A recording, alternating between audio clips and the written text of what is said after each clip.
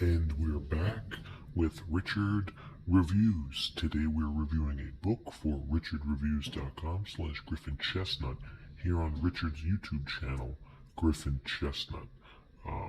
Richard reviews all of his notorious elements on this channel, and today Richard will be reviewing a book for us, and that book is none other than Devils by Fyodor Dostoevsky.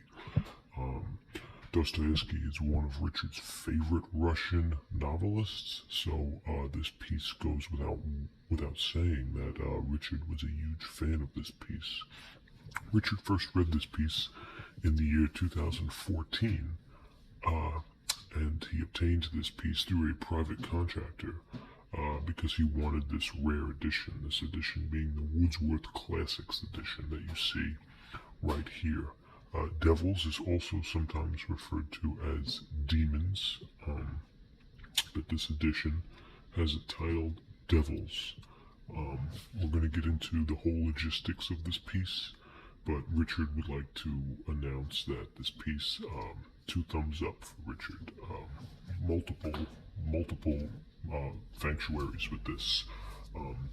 This piece right here, as we'll get into with Richard. He loves this piece. This is one of his favorite Dostoevsky books. He claims it is very psychological. It deals with a lot of imperialism in the Russian Revolution, which Dostoevsky was no stranger to, and there are references and ties which Richard sees similarities between Raskolnikov and Crime and Punishment, and of course The Idiot. It does deal with some rationalism. There is some Kant and Euphorism in there, psychology, of course Schopenhauer, Hegel, Nietzsche. All these are credited throughout the regular motivations and actions. Of course, the Marxist answer of rationality between the history of the Russian Revolution is sociology. Now, rationalism and Kant have a sort of dialectical point of view, which Richard would like to point out.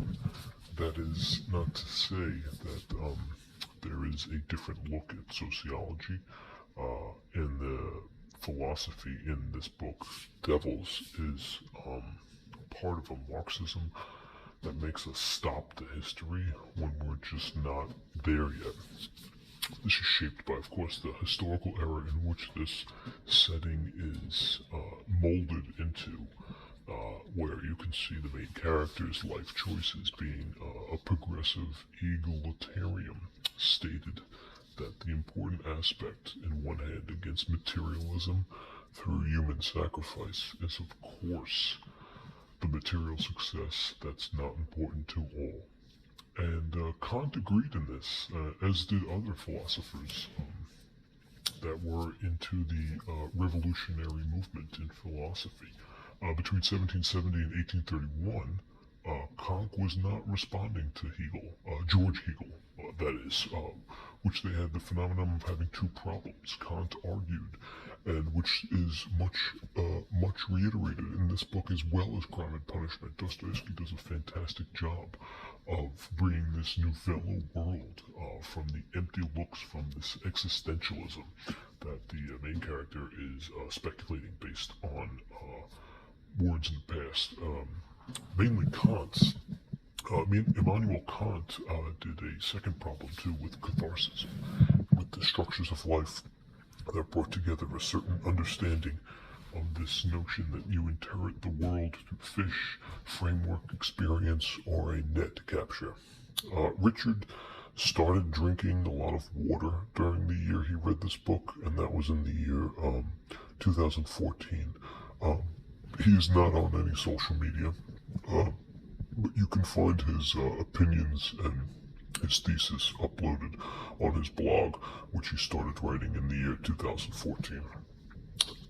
It is also apparent that Richard did a lot of walking in nature while reading this book, so he had a lot of time to explore his solitude, which he ultimately got from the Russian film director Andrei Tartakovsky, who directed the movies such as Stalker The Mirror, Nostalgia, and Solaris.